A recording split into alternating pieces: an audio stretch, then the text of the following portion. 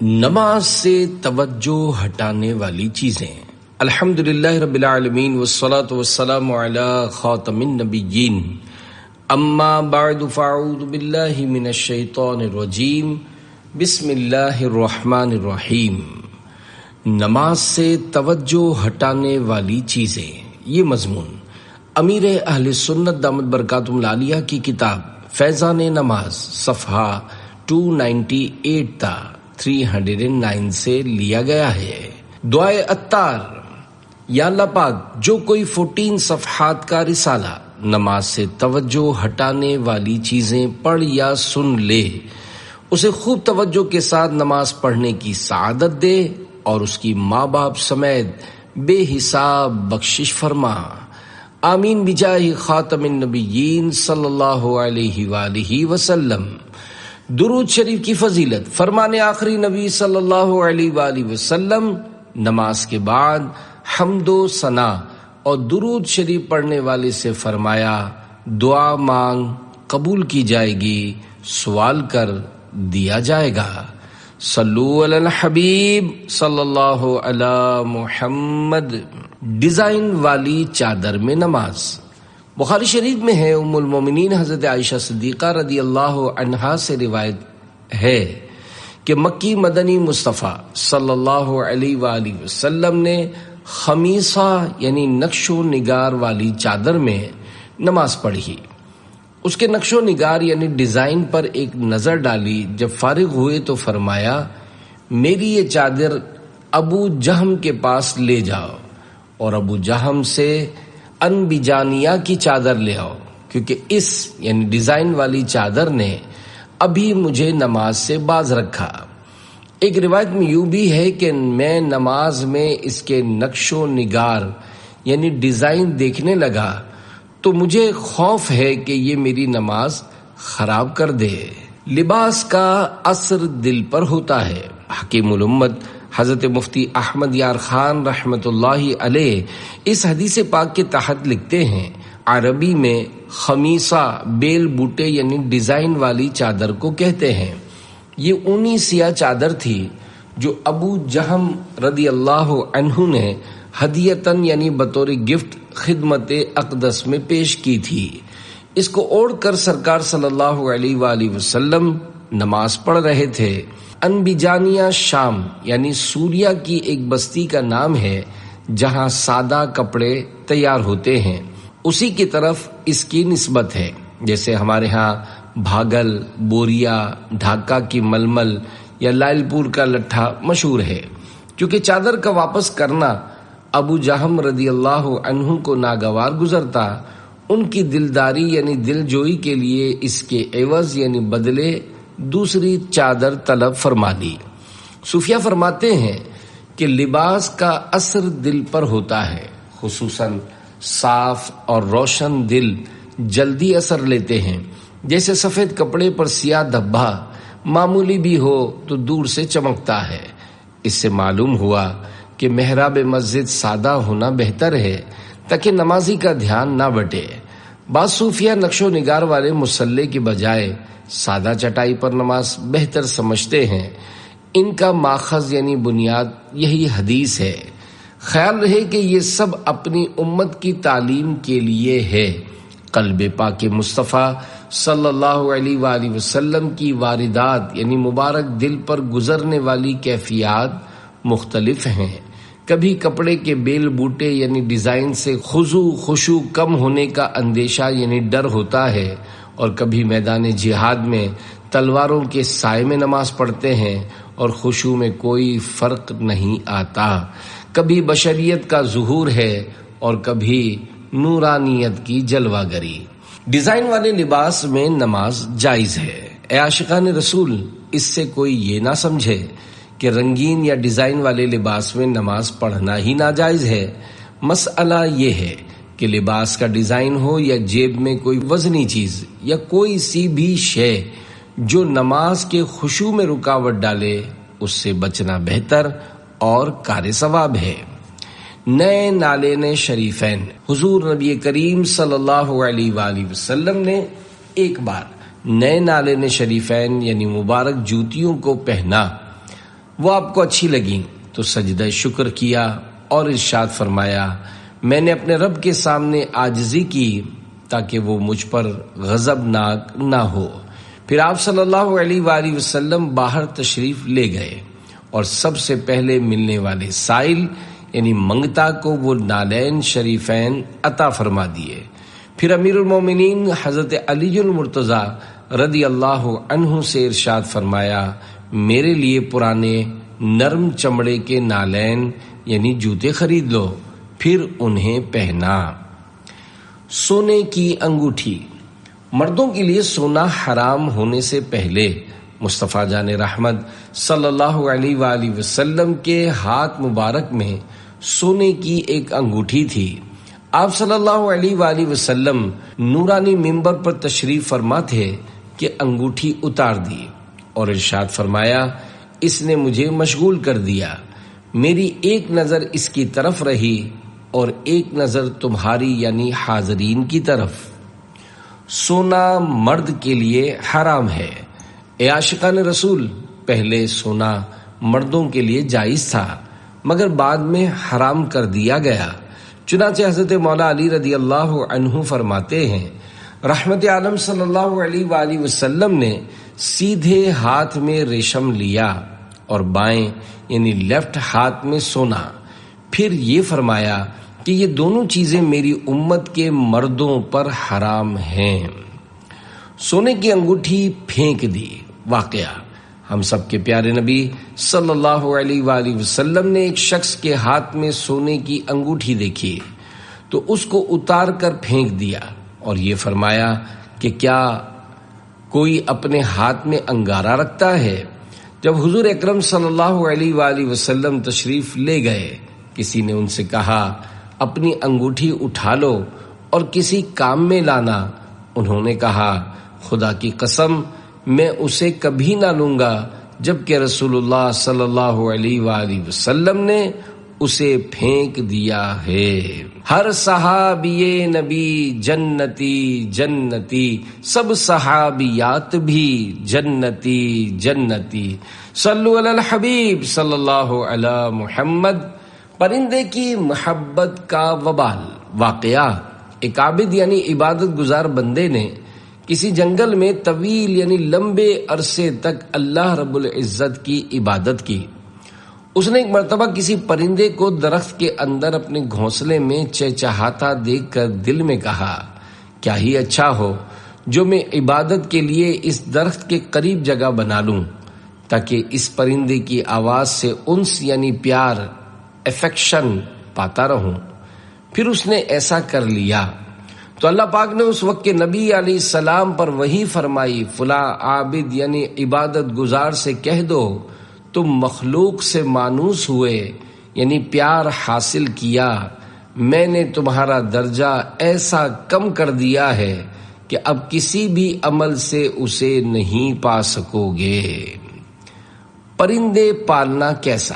اے عاشقان نماز، پرندے وغیرہ پالنا جائز ہے مگر ان کاموں میں ایسی مشغولیت مناسب نہیں جو نمازوں کی خشوع اور دیگر عبادات کے اندر دل جمعی میں رکاوٹ بنے، اور یہ ضروری ہے کہ دانہ پانی وغیرہ اس کثرت سے دیجیے کہ کسی طرح بھی آپ کی وجہ سے ان کو بھوک و پیاس کی تکلیف نہ پہنچے۔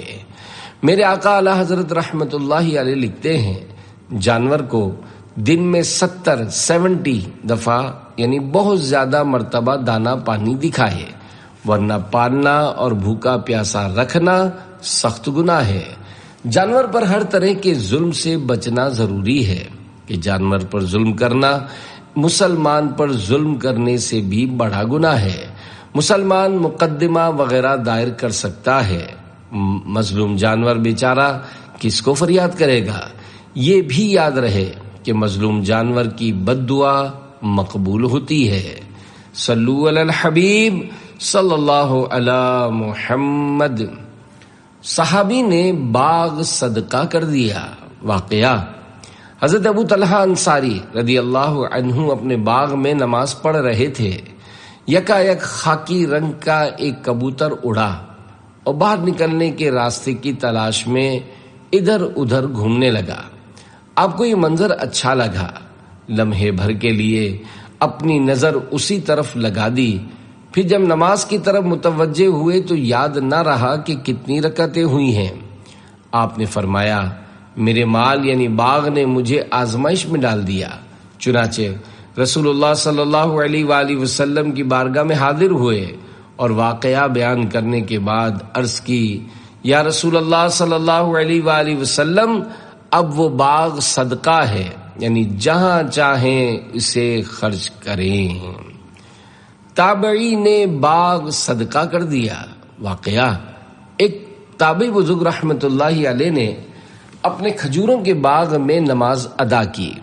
کھجور کے درخت پھلوں کی کثرت کی وجہ سے جھکے ہوئے تھے، ان پر نظر پڑی تو ان کو بھلے لگے اور یاد نہ رہا کہ کتنی رکعتیں پڑی ہیں۔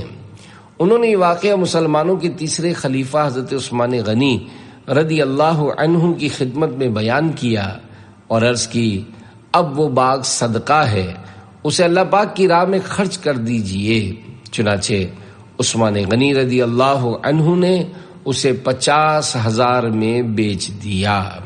دوست کی ناراضی کا خوف، مگر اے جنت کے طلبگاروں، دیکھا آپ نے صحابی رسول و تابعی بزرگ کی نماز کے خشوع میں ان کے باغ رکاوٹ بنے تو انہیں راہ خدا میں خیرات کر دیا۔ سبحان اللہ، ہمارے بزرگان دین کا نماز کے ساتھ کیسا زبردست لگاؤ تھا، اور آج ہماری حالت ہے کہ اکثریت نماز ہی کو بھلا بیٹھی ہے۔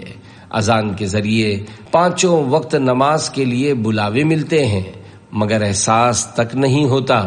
اگر کسی کو ملک کا صدر یا کوئی وزیر دعوت نامہ بھیج دے تو اس کی خوشی کی انتہا نہ رہے، لوگوں میں اس دعوت کا خوب تذکرہ کرتا پھرے کہ فلاں تاریخ کو میں فلاں وزیر کی دعوت میں جاؤں گا۔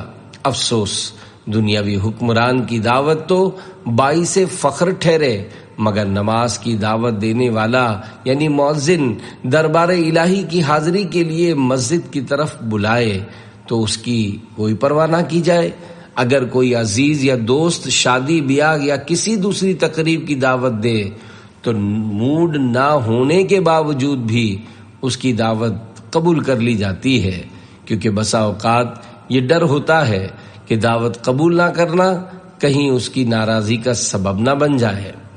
مگر کبھی آپ نے یہ سوچا کہ مؤذن کی پکار حی علی الصلاۃ یعنی آؤ نماز کی طرف سن کر اگر دعوت نماز قبول نہ کی تو پاک پروردگار ناراض ہو جائے گا۔ یاد رکھیے، پڑھتے ہیں جو نماز وہ جنت کو پائیں گے، جو بے نماز ہیں وہ جہنم میں جائیں گے۔ صلو علی الحبیب صلی اللہ علی محمد۔ خشوع والی نماز غم دور کرتی ہے۔ دعوت اسلامی کے مکتبۃ المدینہ کی 103 صفحات کی کتاب راہ علم کے صفحہ 87 پر ہے، طالب علم کے لیے مناسب نہیں ہے کہ وہ دنیاوی امور یعنی دنیا کے معاملات کے بارے میں فکر و غم کرے، کیونکہ دنیاوی امور کی فکر کرنا سراسر نقصان دہ ہے اور اس کا کوئی فائدہ نہیں، کیونکہ فکر دنیا دل کی سیاہی کا موجب یعنی سبب ہوتی ہے، جبکہ فکر آخرت تو نور قلب کا باعث ہوتی ہے، اور اس نور کا اثر نماز میں ظاہر ہوتا ہے، کیونکہ دنیا کا غم اسے خیر یعنی بھلائی کے کاموں سے منع کر رہا ہوتا ہے، جبکہ آخرت کی فکر اس کو کار خیر یعنی اچھے کاموں کی طرف ابھار رہی ہوتی ہے۔ یہ بھی یاد رہے کہ نماز کو خشوع و خضوع کے ساتھ ادا کرنا اور تحصیل علم یعنی علم دین حاصل کرنے میں لگے رہنا فکر و غم کو دور کرتا ہے۔ غم روزگار میں تو میرے اشک بہہ رہے ہیں، تیرا غم اگر رلاتا تو کچھ اور بات ہوتی۔ روزی میں برکت کا مضبوط ذریعہ، اسی راہ علم کے صفحہ 92 پر ہے۔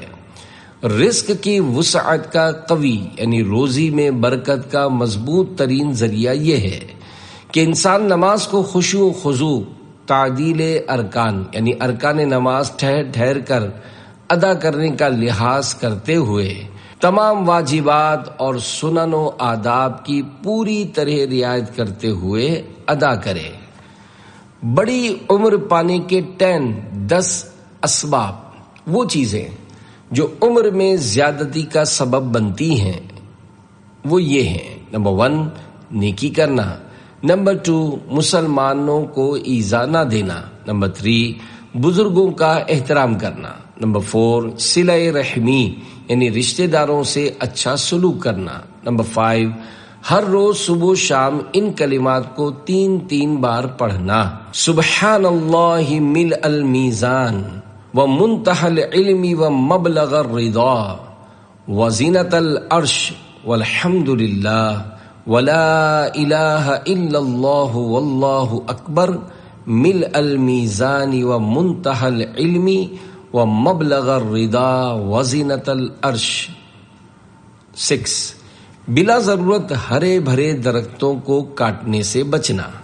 نمبر 7 پورے طریقے سے سنن و آداب کا لحاظ رکھتے ہوئے وضو کرنا۔ نمبر 8 نماز خشوع و خضوع سے پڑھنا۔ نمبر 9 ایک ہی احرام سے حج و عمرہ ادا کرنا یعنی حج قران کرنا۔ 10 اپنی صحت کا خیال رکھنا۔ یہ تمام باتیں عمر میں زیادتی کا سبب بنتی ہیں۔ بندہ رکعتیں کیوں بھولتا ہے؟ غیب کی خبریں بتانے والے پیارے آقا صلی اللہ علیہ وآلہ وسلم کا فرمان عالی شان ہے، جب اذان ہوتی ہے تو شیطان پیٹھ پھیر کر گز مارتا ہوا بھاگتا ہے تاکہ اذان نہ سن سکے۔ اذان کے بعد پھر آ جاتا ہے اور جب اقامت ہوتی ہے تو پھر بھاگ جاتا ہے۔ اقامت کے بعد آ کر نمازی کو وسوسہ ڈالنا شروع کر دیتا ہے اور اس کی بھولی ہوئی باتوں کے بارے میں کہتا ہے فلاں بات یاد کر، فلاں بات یاد کر، حتیٰ کہ نمازی کو یاد نہیں رہتا کہ اس نے کتنی رکعت پڑھی ہیں۔ اذان میں شیطان دور کرنے کی تاثیر ہے۔ حکیم الامت حضرت مفتی احمد یار خان رحمۃ اللہ علیہ اس حدیث پاک کے تحت لکھتے ہیں، یہاں شیطان کے بھاگنے کے ظاہری معنی ہی مراد ہے اور اذان میں دفع شیطان کی تاثیر ہے، اسی لیے تعاون یعنی پلیگ پھیلنے پر اذان کہلواتے ہیں کہ یہ وبا جنات کے اثر سے ہے۔ بچے کے کان میں اذان دیتے ہیں کہ اس کی پیدائش پر شیطان موجود ہوتا ہے جس کی مار سے بچہ روتا ہے۔ دفن کے بعد قبر کے سرحانے اذان دی جاتی ہے کیونکہ وہ میت کے امتحان اور شیطان کے بہکانے کا وقت ہے۔ اس یعنی اذان کی برکت سے شیطان بھاگے گا، نیز میت کے دل کو سکون ہوگا، نئے گھر میں دل لگ جائے گا، نکیرین یعنی منکر نکیر کے سوالات کے جوابات یاد آ جائیں گے، نماز میں بھولی ہوئی باتیں یاد آ جاتی ہیں۔ مفتی احمد یار خان صاحب آگے چل کر مزید فرماتے ہیں، تجربہ ہے کہ نماز میں وہ باتیں یاد آتی ہیں جو نماز کے باہر یاد نہیں آتی۔ اس سے معلوم ہوا کہ اللہ پاک نے شیطان کو انسانوں کے دلوں پر تصرف کرنے کی قدرت دی ہے۔ انسانوں کی آزمائش کے لیے کتنی ہی کوشش کی جائے مگر ان وسوسوں سے کلی یعنی مکمل طور پر نجات نہیں ملتی۔ چاہیے کہ وسوسوں کی پرواہ نہ کرے، نماز پڑھتا رہے، مکھیوں کی وجہ سے کھانا نہ چھوڑے۔ شیطان نے خزانے کا پتہ بتا دیا۔ واقعہ: ایک شخص مال دفن کر کے بھول گیا اور حضرت امام اعظم ابو حنیفہ رحمت اللہ علیہ کی خدمت بابرکت میں حاضر ہوا۔ آپ نے فرمایا، رات بھر نفل نماز پڑھو، تمہیں یاد آ جائے گا۔ اس شخص نے نماز پڑھنا شروع کی، ابھی چند رکعات ہی پڑھی تھیں کہ اسے یاد آ گیا تو اس نے نفل نماز ختم کر دی۔ پھر امام اعظم رحمت اللہ علیہ کی خدمت میں حاضر ہو کر یہ واقعہ بیان کیا۔ آپ نے فرمایا، مجھے معلوم تھا کہ شیطان تجھے رات بھر نماز نہ پڑھنے دے گا اور تجھے تیرا مال یاد دلا دے گا تاکہ تو نماز چھوڑ دے۔ اے عاشقان رسول، اس واقعے سے ظاہر ہوتا ہے کہ امام اعظم ابو حنیفہ رحمت اللہ علیہ کے حکم کے مطابق اس شخص نے رضا الہی کے لیے خشوع و خضوع کے ساتھ نفل نماز پڑھے تھے اور اس کا کام بن گیا۔ یہ یاد رکھیے، جب کبھی کسی دنیاوی کام کے لیے ورد و وظیفہ کریں اس میں ثواب کی نیت بھی کرنی چاہیے، مثلا روزی میں برکت، بیماری سے شفا، قرض کی ادائیگی، اولاد ہونے یا رشتہ ملنے وغیرہ کے لیے دعوت اسلامی کے مدنی قافلے میں سفر کریں یا کوئی ورد و وظیفہ کریں تو اللہ پاک کی رضا پانے کی نیت ضرور کریں۔ اللہ کریم چاہے تو کام بھی بن جائے گا۔ اسی طرح صلاۃ الحاجت وغیرہ کی ادائیگی بھی ثواب کی نیت سے کرنی چاہیے۔ رکعتوں کی گنتی بھول جائے تو کیا کرے؟ بہر شریعت میں ہے کہ جس کو شمار رکعت میں شک ہو، مثلا 3 ہوئیں یا 4، اور بلوغ یعنی بالغ ہونے کے بعد یہ پہلا واقعہ ہے، تو سلام پھیر کر یا کوئی عمل منافی نماز یعنی خلاف نماز کر کے توڑ دے، یا غالب گمان کے بموجب یعنی مطابق پڑھ لے، مگر بہر صورت اس نماز کو نئے سرے سے پڑھے۔ محض توڑنے کی نیت کافی نہیں، یعنی نماز توڑنے کا عمل کرنا ہوگا، اور اگر یہ شک پہلی بار نہیں بلکہ پیشتر یعنی اس سے پہلے بھی ہو چکا تو اگر غالب گمان کسی طرف ہو تو اس پر عمل کرے، ورنہ کم کی جانب کو اختیار کرے، یعنی 3 اور 4 میں شک ہو تو 3 قرار دے، 2 اور 3 میں شک ہو تو 2، وعلی ھذا القیاس یعنی اور اسی طرح، اور تیسری چوتھی دونوں میں قاعدہ کرے کہ تیسری رکعت کا چوتھی ہونا محتمل یعنی تیسری کے چوتھی ہونے کا امکان ہے، اور چوتھی میں قاعدے کے بعد سجدہ سہو کر کے سلام پھیرے، اور گمان غالب کی صورت میں سجدہ سہو نہیں، مگر جبکہ سوچنے میں بقدر 1 رکن یا 3 بار سبحان اللہ کہنے کی مقدار کے وقفہ کیا ہو تو سجدہ سہو واجب ہو گیا۔ نماز پوری کرنے کے بعد شک ہوا تو اس کا کچھ اعتبار نہیں، اور اگر نماز کے بعد یقین ہے کہ کوئی فرض رہ گیا مگر اس میں شک ہے کہ وہ کیا ہے تو پھر سے پڑھنا فرض ہے۔ صلو علی الحبیب صلی اللہ علی محمد۔ وہ انٹرنیٹ کا غلط استعمال کیا کرتے تھے۔ پیارے پیارے اسلامی بھائیوں، وضو، غسل اور نماز کے مسائل سیکھنے کا جذبہ پانے، اپنے اندر خوف خدا بڑھانے، گناہوں سے پیچھا چھڑانے اور خود کو جنت کے راستے پر چلانے کا ذہن بنانے کے لیے عاشقان رسول کی دینی تحریک دعوت اسلامی کے دینی ماحول سے وابستہ رہیے۔ ترغیب کے لیے ایک مدنی بہار سنیے۔ چنانچہ کراچی کے علاقے اورنگی ٹاؤن کے مقیم اسلامی بھائی نے رات دن گناہوں کا بازار گرم کر رکھا تھا۔ اسنوکر، ڈبو، کرکٹ وغیرہ میں جوا کھیلتے، برے دوستوں کے ساتھ مل کر فلمیں ڈرامے دیکھتے اور ذاتی کمپیوٹر پر شرمناک فلمیں دیکھا کرتے تھے۔ وقت بیان سے کم و بیش 4 یا 5 سال پہلے کی بات ہے کہ ایک بار انٹرنیٹ استعمال کر رہے تھے اور مختلف ویب سائٹس کھول رہے تھے کہ اچانک ہی ایک بیان آن لائن ہوا۔ وہ آگے بڑھنا ہی چاہتے تھے کہ بیان کرنے والے کے انداز نے ان کے ہاتھ روک دیے۔ وہ بیان سننے لگ گئے۔ مبلغ خوف خدا دلا رہے تھے۔ دوران بیان یہ بھی اپنے گناہوں کو یاد کر کے نادم ہونے لگے اور یہ بیان سن کر متاثر ہوئے۔ مزید معلومات کی تو پتہ چلا کہ یہ بیان دعوت اسلامی کے سنت و بڑے اجتماع صحرائے مدینہ نزد ٹول پلازا کراچی میں ہو رہا تھا۔